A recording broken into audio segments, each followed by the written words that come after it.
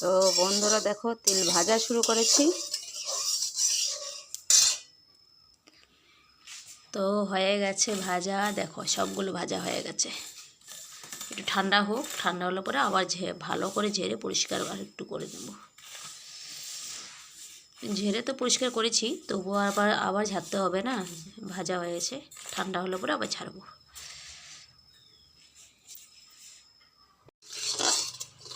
তিলের নাড়ু করব বন্ধুরা, ছেলের খুব পছন্দ, তাই গুড়টাকে জালে বসিয়ে দিলাম। তো বন্ধুরা দেখো এখন হাত দিয়ে বানিয়ে নিব ছোট ছোট করে। তো বন্ধুরা হয়ে গেল নাড়ুগুলো, আর এখন বাকি রয়েছে এই কটাই হয়েছে। এই কটা মানে কিন্তু এক থালা ভর্তি, দেখো তাই না, অনেকগুলো হয়েছে। আর এখানে রয়েছে অল্প, এটা দিয়ে কী বানাবো জানো? তিলের খাজা, কি বলে যেন, খাজা নাকি, এই যেটা আর কি, দাঁড়াও বানিয়ে দেখাচ্ছি, কি বলে বুঝি না। দেখো বানিয়ে নিলাম, দেখলে? এটা এখন দিব। তো বন্ধুরা এই যে দেখো হয়ে গেছে, দেখলে? এই যে যেটা বানিয়ে নিলাম এখন, এটা বানিয়েছি। তোমরা কি বলো? বন্ধুরা কালকে সংক্রান্তি, তো চালটা ভিজিয়ে নিই, কারণ আমাদের আজকে রাত্রেই পিঠে করতে হবে। ছেলের তো তর সইছে না, পিঠে খাবে।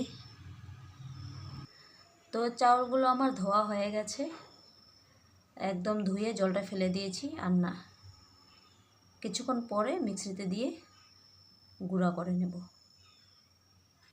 তো বন্ধুরা দেখো, আসলে মিক্সিতে করলে তো বেশি টাইম চালটা ভিজিয়ে রাখতে হয় না, তাড়াতাড়ি হয়ে যায়। তো একবার করে রেখেছি, এখন শুধু চালনি দিয়ে চালতে হবে, তারপরে যেটুকু বের হবে আবার দিয়ে দেব।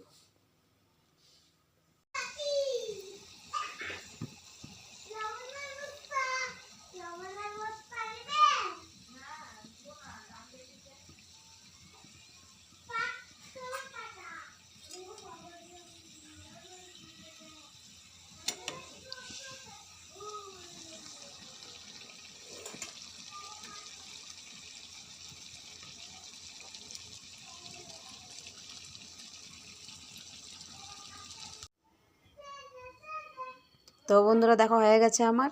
কে কে খাবে চলে এসো। আজকে আর বানাবো না, কালকে বানাবো। দাঁড়িয়ে দাঁড়িয়ে বানাতে কোমর ব্যথা হয়ে গেছে।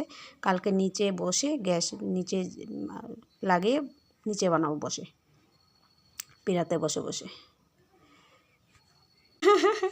এই যে দেখো পিঠা খাওয়ার জন্য তাড়াহুড়া করে আমি বাজতে শুরু করে দিলাম। এই যে মুড়িগুলোর দেখো, পোড়া মুড়িগুলো বাজছে মুড়ির মোয়া বানার জন্য। এই যে আমি গুড় জাল করছি, মোয়া বানাবো, তো আমাকে হেল্প করে দিচ্ছে আমার পাপা। ওর খুব পছন্দ। আমি বানাবো, কোন দিকে মোয়া শেষ হবে আমি বুঝতেই পারবো না।